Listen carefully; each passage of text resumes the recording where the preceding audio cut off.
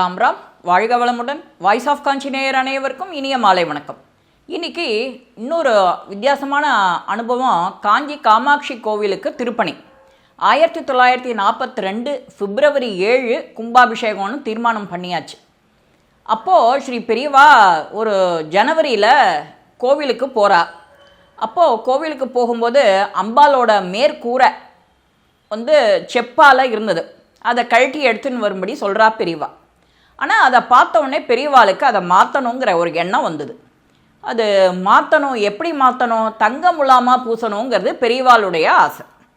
தங்க முலாம் பூசணும் அப்படின்னா அதுக்கு ஏகப்பட்டது செலவாகும்.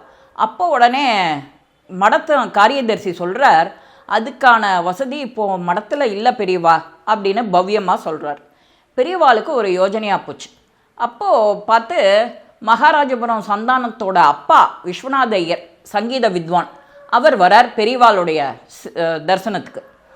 அவர் வந்த உடனே, விஸ்வநாதா, நீ அம்பாள் பேரில் நல்ல கிருத்தியெல்லாம் பாடுவியொழியோ, அதை கொஞ்சம் பாட எனக்காக அப்படின்ன உடனே அவர் பாட ஆரம்பிக்கிறார் விஸ்வநாதையர். விஸ்வநாதையரும் அம்பாள் பேரில் மழை கொட்டுறார். ஒரு 20 நிமிஷம் அம்பாள் பேரில். அம்பாலோ ரொம்ப ஜெகஜோதியாக ஆனந்தமாக தலையாட்டின்னு பாடுறா. அங்கே இருக்கிற ஜனங்களும் அதை ரசிக்கிறா. கோவிலில் இந்த இது முடிஞ்ச உடனே பக்கத்தில் இருந்த இன்னொரு சின்ன பையனை சொல்லி, கனகதாரா ஸ்தவத்தை கொஞ்சம் நீ பாட அப்படின்னு இன்னொரு பையன்கிட்ட சொல்கிறா பெரியவா. இது முடித்த உடனே பெரியவா அந்த தங்க முலாம் பூசுறது, இந்த காமாட்சியோட மேற்கூரையை பற்றி எல்லாம் டிஸ்கஸ் பண்ணிட்டு இருக்கிறத அங்கே இருக்கிற ஜனங்கள் எல்லாருமே அதை வாட்ச் பண்ணிகிட்டே இருக்கா. இது அம்பாலோட கிருத்தி ஒன்றொன்னா பாட ஆரம்பித்த உடனேயே பெரியவா பக்கத்தில் இருக்கிற தாம்பாளத்தில் எல்லா பொம்னாட்டிகளும் தங்களுடைய கைங்கரியத்தை செய்ய ஆரம்பிச்சிட்டா. ஒரு மாமி வளையலை கழட்டி கொடுக்கறது, ஒரு மாமி செயினை கழட்டுறது, இப்படி எல்லாருமா சேர்ந்து கொண்டு கொடுக்குறா. அந்த ஆசாரி எவ்வளவு சொன்னானோ, 100 பவுன் சொன்னானோ, அந்த 100 பவுன் கரெக்டாக அதில் அன்றைக்கி வசூல் ஆயிடுது. இது மகாலட்சுமியோட அருள் இல்லாத வேற என்ன? நீ சாதாரணமாக அம்பாலை பற்றி பாடினாலே, அம்பாள்னாலே கருணை உள்ளம் கொண்டவள். அவள் உங்கள் பெரியவா சொல்கிறத ஆமோதிக்கிற மாதிரி கனகதாரா ஸ்தவத்தையும் பாடின உடனே, கனகதாரா ஸ்தவம் எப்போ பாடினதுன்னு உங்கள் எல்லாருக்குமே தெரியும். ஆதிசங்கர பகவத்பாதர் ஒரு ஏழை பிராமணன் வீட்டுக்கு போய் உஞ்சவிருத்தி எடுக்கும்போது அங்கே அவள்கிட்ட கொடுக்கறதுக்கு ஒன்றுமே இல்லை.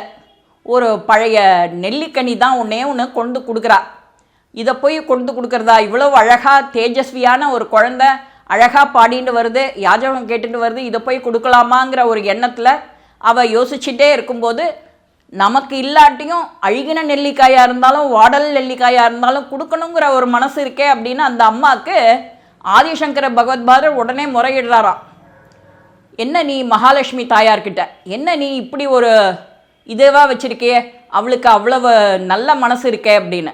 அதுக்கு மகாலட்சுமி தாயார், நீ அவள் இப்போ பண்ணுறதை தான் பார்க்குற, அவள் முன்னாடி போன ஜென்மாலெல்லாம் அந்த மாதிரி அவள் இல்லை, அதோட கர்ம பலனை தான் இப்போ அனுபவிக்கிறா அப்படின்னு அவள் சொல்கிறாளாம்.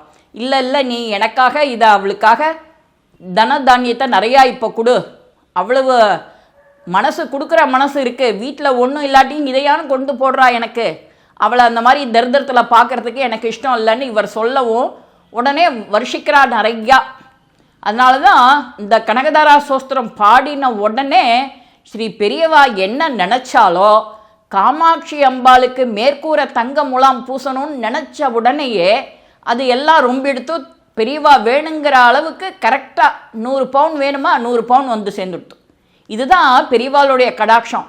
மனசில் நினச்சதை நம்பிக்கையோடு நாம் செய்யணும், அதுதான் ரொம்ப முக்கியம்.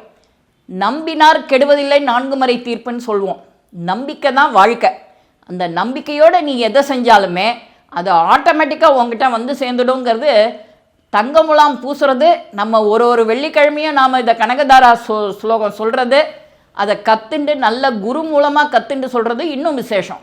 இந்த ஒரு வெள்ளிக்கிழமை, ஆடி வெள்ளிக்கிழமை, தை வெள்ளிக்கிழமை, இந்த மாதிரி இந்த சத்யநாராயண பூஜை பண்ணுவோமே, இந்த பௌர்ணமி, இன்றைக்கி நிறைஞ்ச பௌர்ணமி, இந்த மாதிரி நாள்லேயும் இதெல்லாம் செஞ்சோன்னா நமக்கு நம்ம குடும்ப நிலைமையில் நிறையா லக்ஷ்மி கடாட்சம் உண்டாகும்.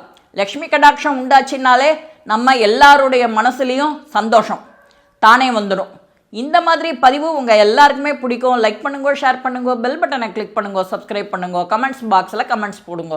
ஸ்ரீ மகாபெரிவா திருவடிகளே சரணம். நல்லதே நடக்கும். ஆனந்தமாக இருப்போம் நண்பர்களே. வாழ்க வளமுடன்.